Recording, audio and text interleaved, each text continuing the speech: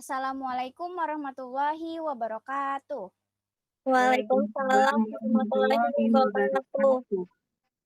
Perkenalkan nama saya Septiani Nur Fadila dengan NIM 2522046 dari kelas MAN 2C.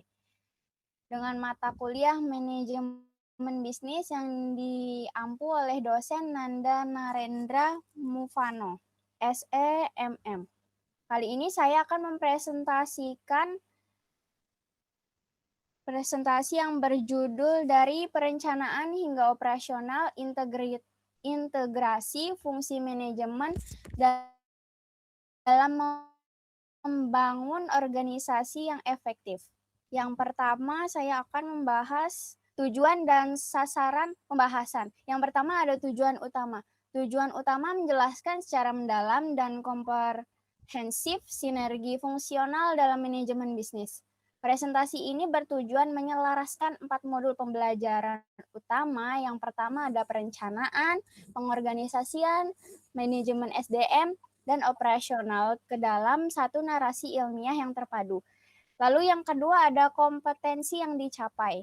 Diharapkan audiens dapat merancang arsitektur bisnis taktis, mengoptimalkan tata kelola siklus talenta SDM, mengotomatisasi rantai nilai operasional berbasis kontingensi, serta memecahkan dinamika pasar melalui analisis kritis studi kasus nyata. Lalu yang selanjutnya ada peta konsep dan alur materi. Yang pertama ada perencanaan. Perencanaan ini merumuskan visi korporat, menentukan sasaran strategis jangka panjang, dan mengelola jembatan kritis pengambilan keputusan manajerial. Lalu yang kedua ada organisasi. Organisasi ini membentuk pembagian kerja taktis, rantai komando, koordinasi fungsional, dan memilih struktur adaptif berbasis kontingensi pasar. Lalu yang ketiga dan keempat ada eksekusi. Mengintegrasikan optimalisasi talenta SDM, pilar ketiga, dengan akselerasi rantai nilai transformasi output operasional atau pilar keempat. Lalu yang slide selanjutnya ada pilar pertama perencanaan yang membahas tentang anatomi formulasi strategis. Perencanaan atau planning adalah kompas bisnis utama menurut GR Terry. Perencanaan melibatkan kalkulasi sistematis, pemilihan kegiatan, serta penentuan arah apa, bagaimana, kapan, dan oleh siapa suatu sasaran akan dicapai secara efektif. Hubungan antara perencanaan dan pengambilan keputusan adalah jembatan kritis. Keputusan menyeleksi alternatif jalan terbaik, sementara rencana menyediakan opsi dan analisis konsekuensinya. Lalu selanjutnya yang kedua ada pilar pengorganisasian.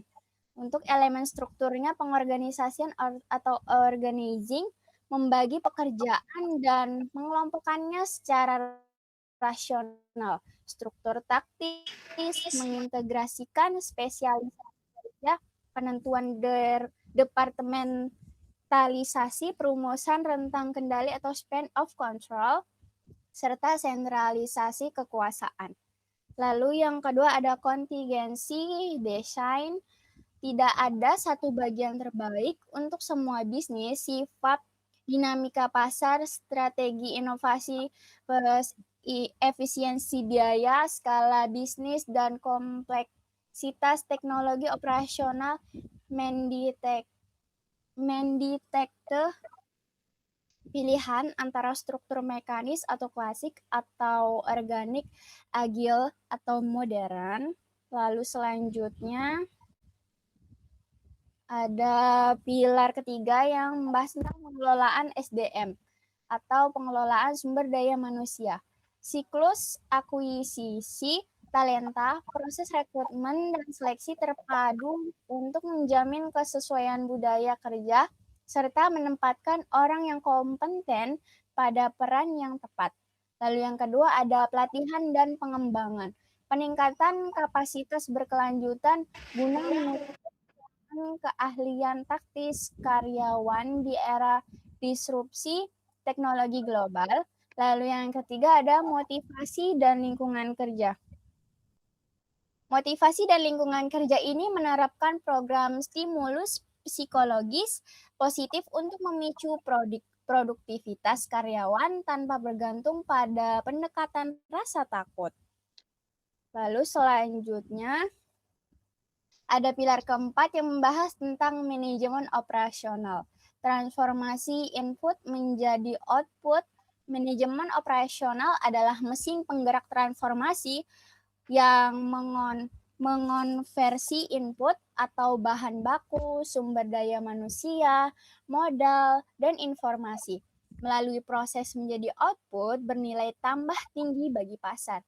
Keberhasilan operasional bertumpu pada 5 keputusan struktural utama, yaitu ada keunikan desain produk, kedekatan penentuan lokasi, lalu yang ketiga ada efisiensi tata letak fasilitas, lalu yang keempat ada ketepatan supply chains dan optimasi biaya persediaan.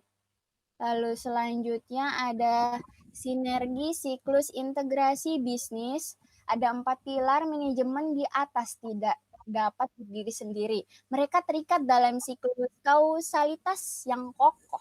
Keputusan perencanaan dikte struktur organisasi, struktur membutuhkan pengelolaan SDM yang handal, dan SDM menggerakkan operasi harian. Yang pertama itu ada planning. Planning ini berisi menentukan visi, sasaran jangka panjang, jembatan opsi pengambilan keputusan, serta peta jalan taktis masa depan. Lalu yang kedua ada organizing, yang membagi tugas kerja secara efisiensi, mengelompokkan peran dalam departemen, dan merancang rantai komando. Lalu yang ketiga ada staffing dan HRM. Mengisi struktur organisasi dengan talenta unggul, menggunakan pelatihan adaptif, dan memelihara motivasi positif. Lalu yang keempat ada operations, yang mengeksekusi proses transformasi fisik, input, output berkualitas tinggi, menyeimbangkan efisiensi SCM dan biaya gudang. Lalu selanjutnya ada studi kasus restrukturisasi PT XYZ. Anggap saja ini PT bebas apa saja. Permasalahan operasionalnya pada PT XYZ ini produsen garmer terkemuka mengalami kegagalan operasional berupa kenaikan biaya produksi hingga 28%, waktu tunggu pengiriman membengkak dari 4 hari menjadi 12 hari, serta koordinasi antar divisi yang sangat lambat. Dampak finansial dan datanya, tingkat cacat produk meningkat menjadi 9,4%, lalu persediaan bahan baku di gudang menumpuk tak terkendali karena silo departemen, dan tingkat penggantian staff turnover mencapai rekor tertinggi di angka 24% karena motivasi kerja yang rendah. Lalu selanjutnya ada analisis kritis teoretis PT XYZ. Yang pertama ada kegagalan perencanaan dan keputusan. PT XYZ ini tidak menyelaraskan sasaran makro bisnis dengan target departemen keputusan pengadaan di lingkungan secara reaktif tanpa analisis data peramalan yang matang. Lalu yang kedua ada ketidaksesuaian struktur atau silo mindset, bentuk organisasi fungsional yang kaku menyebabkan isolasi komunikasi antar tim, pemasaran, keuangan, produksi. Ini menghambat alur informasi rantai pasokan. Lalu yang ketiga ini ada disrupsi kinerja dan motivasi sumber daya manusia, yaitu kurangnya program pelatihan yang adaptif membuat staf tidak kompeten menghadapi mesin otomatis baru, tambah iklim kerja represif yang mematikan inisiatif karyawan. Lalu selanjutnya ada rekomendasi solusi terpadu. Yang pertama ada desain matriks, mengubah struktur fungsional yang kaku menjadi struktur matriks fleksibel untuk meningkatkan koordinasi lintas divisi. Lalu yang kedua ada siklus SDM positif yang menerapkan cross training berkala dan merancang sistem insentif positif untuk memicu motivasi kerja dan produktivitas karyawan.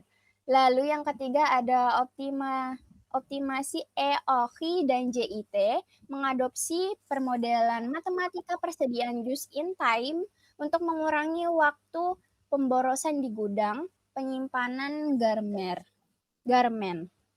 Lalu yang selanjutnya ada sesi tanya jawab. Dipersilahkan untuk bertanya para audiens. Oke, saya dulu. Perkenalkan sebelumnya nama saya Chelsea Davila Risti dengan NIM 2522209. Saya di sini mau bertanya, pada studi kasus PT XYZ, menurut Dila dari keempat fungsi manajemen yang dibahas itu, fungsi mana yang sebaiknya diprioritaskan untuk memperbaiki terlebih dahulu dan kenapa? Oke, terima kasih atas pertanyaannya. Baik, saya akan langsung menjawab. Menurut saya, fungsi yang perlu diprioritaskan adalah perencanaan ya. Alasannya karena perencanaan merupakan dasar dari fungsi-fungsi manajemen lainnya. Dalam kasus PT XYZ ini terlihat bahwa perusahaan belum memiliki perencanaan yang selaras dengan kondisi operasionalnya.